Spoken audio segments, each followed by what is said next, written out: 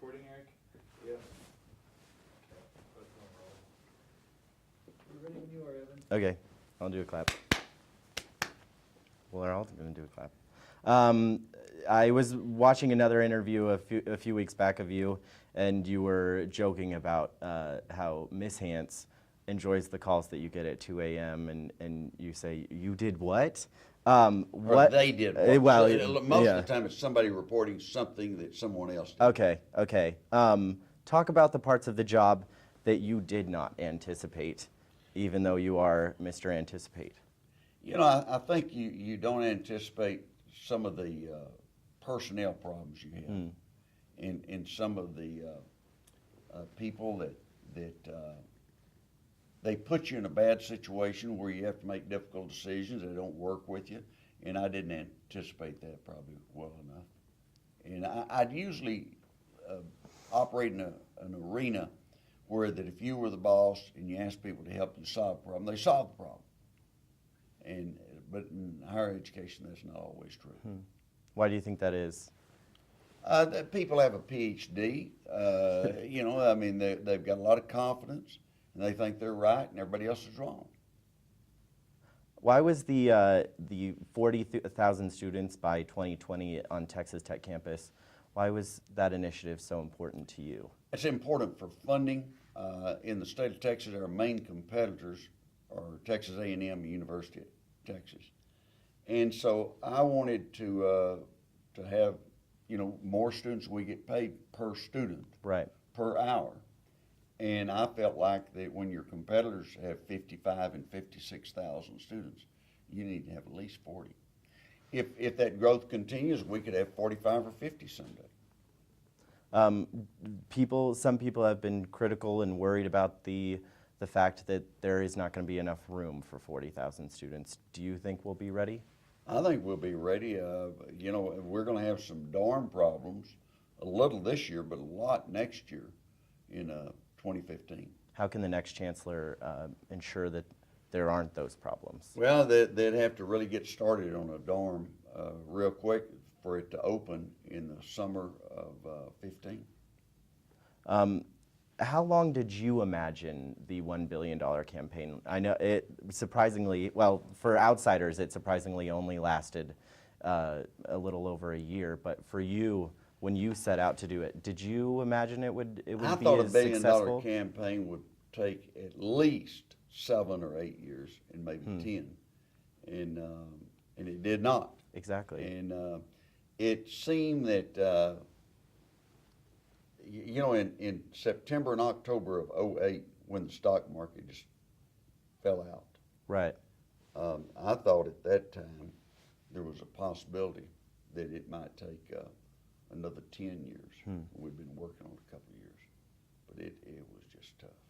What was the toughest part about it?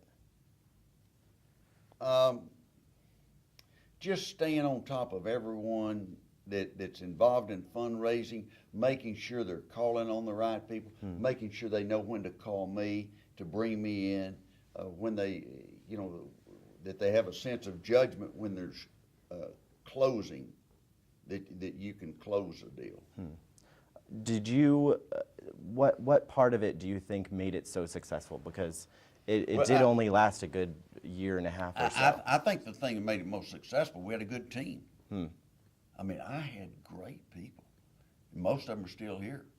They loved the school. They knew how to sell their product, and they didn't take no for an answer. That's my kind of people. Is that a plan that can be continually successful within the next chancellor? And I think it should, and I think it will be.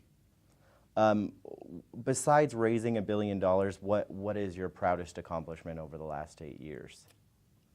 Getting the growth. The $1 billion campaign, getting the growth, bringing in new deans, following people that did well in academia, and they got promotions. They're department head or deans now. I think that management's a big part of it. Just recently, we have the new Hance Chapel. Why was it important for you to, one, build the chapel, and also to have the chapel of all things named after you? Well, I wanted a chapel. Other schools have chapel. Right. I think UT, Austin, and either OU or Missouri were the only other schools that didn't have a chapel at that time. And we use it for weddings. We've used it for funerals, for prayer meetings, for regular church services, and it's really worked out well. It's a neat place. October 11th, 2013. What is the first thing that comes to mind? That's the day of your retirement, that the Regents voted on it. What's the first emotion that you have, or the first thought that comes to mind? You know, I think back to that. That was an emotional time for me. I don't get emotional about it now, but I did then. My voice cracked a little, and that was a certain part of my life that's ending. Right. It won't go back. And I've always had a moment of sadness when I left the state Senate, when I left the U.S. Congress, when I left the private sector of the law practice. And so my first thought was, you know, I'm going to miss it. Second thought was, we've changed. We have changed Texas Tech. And I say we. It's not just me. It's not just the faculty. It's the faculty, the students. They've been focused in going in the same direction. And so it's been a great run. And I've really enjoyed it. There was, as you mentioned, there was a moment. You said to the Regents that it has been 52 years and 1 month ago that my parents brought me to Texas Tech, and I've loved it ever since. You got very emotional in that moment. What were you thinking, and what were you feeling in that moment? Well, you know, I might, again, I hope not, but I just think back to my mother and dad. If they could have been alive to see me make that announcement, how proud they'd be. My dad had an 8th grade education. They didn't have college, and my mom worked as a secretary at the courthouse. And they were good people. They didn't dream little dreams for me. They wanted me to have the best, and they gave me a good foundation. But I think that's the thing that I thought about looking back on it, and my sisters agree that how proud they'd have been to see that moment, or to see us when we dedicated the Hance Chapel. Right. You talk about your mom a lot. What is one thing that you've learned from her over the years, or one thing that... She taught me a lot. She taught me how to pray, and she taught me how to read before I went to school, and she taught me how to tithe. Preachers always like that one. Oh, good. You know, he's going to tithe. Let's get him in our church. You know, he'll give some money. And she taught me good people skills. She was real outgoing. My dad was a great storyteller. Is that where you learned that from? I think so. My mother was not. She didn't have, her sense of humor was not like his. He had a great sense of humor, but she made me believe, and I think any parent needs to realize this, but especially mother, she made me believe that she thought I could do just about anything. You know, and your parent gets to thinking that, and you get to think, well, you know, they may be right. And so that was a real positive thing that she gave me. Let's go back to the chancellor stuff. What was your best day as chancellor? The funnest day you've had?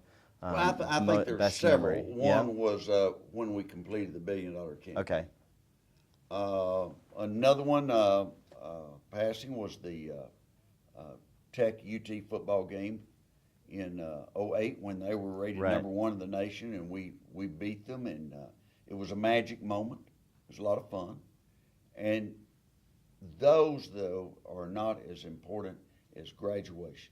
I love graduation. Why do you love it so much? Well, the smiles, people are happy. You know, you see a cross-section.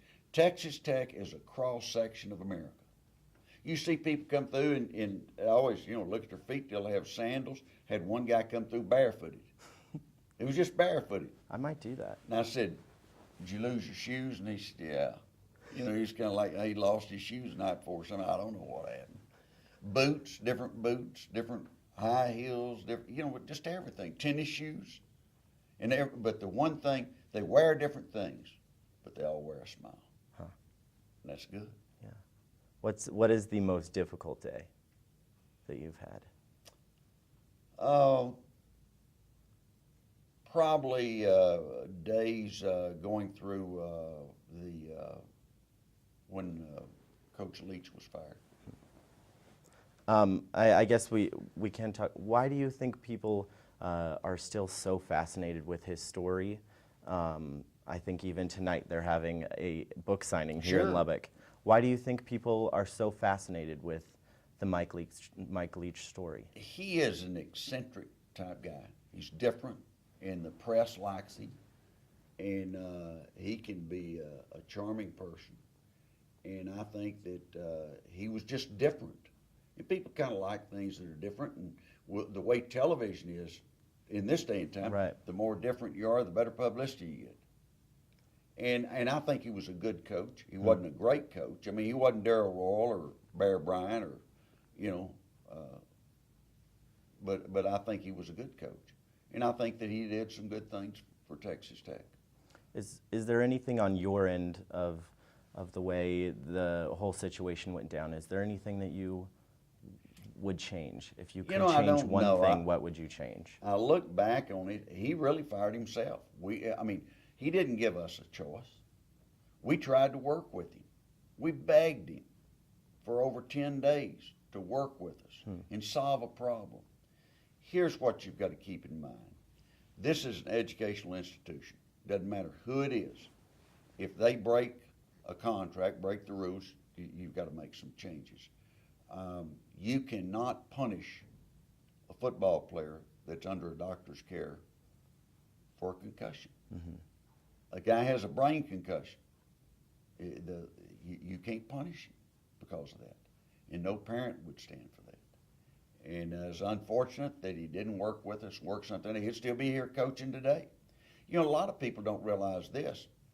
Leach got fined $10,000 Right. in November or December of '07 for saying things about the referees that, you know, that questioned their character and integrity and everything. And so the Big 12 conference fined him $10,000.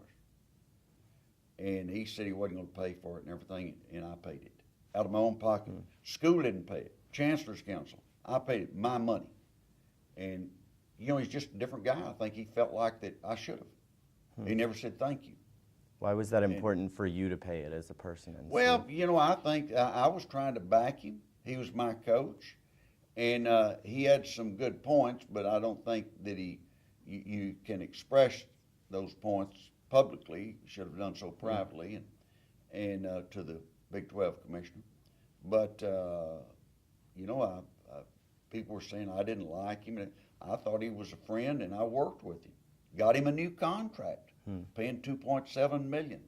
So I really tried, and I tried to keep him, and they really went after me afterwards. But the truth of the matter is, Gerald Myers and Guy Bailey are the ones that made the decision, Right. and they brought it to me, and I approved it. Some do question, though, whether it's Mike Leach, but also other sports and other things within the Texas Tech, not the system, but the college or the university, that you are too hands-on because in the day-to-day operations because you're here in Lubbock most of the time.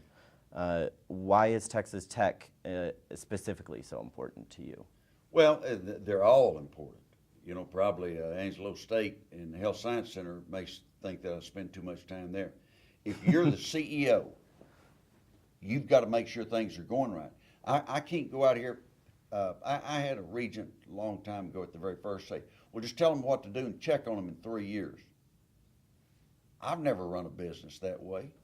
You check on it every day or every week, see what's happening. Are they doing their job? You know, are we reaching that goal? And I follow the rules in sports. I don't get involved unless requested to, and I got involved in Leach's contract because he didn't want to negotiate with the athletic director. Wanted Okay. to negotiate with me, and that's how I got started in that thing. But it's if you're CEO and you're not on top of what's happening at every component, you can get in trouble real fast. I can guarantee you, when Ed Whitaker was CEO and chairman of the board of AT&T and General Motors, he knew what was going on. He was involved. I think let's stop for a moment and do our second quick break. And Did I hear snoring over here on my left? I was listening to every word. You were hanging on every word. I was. That's good. Okay, just wanted to check.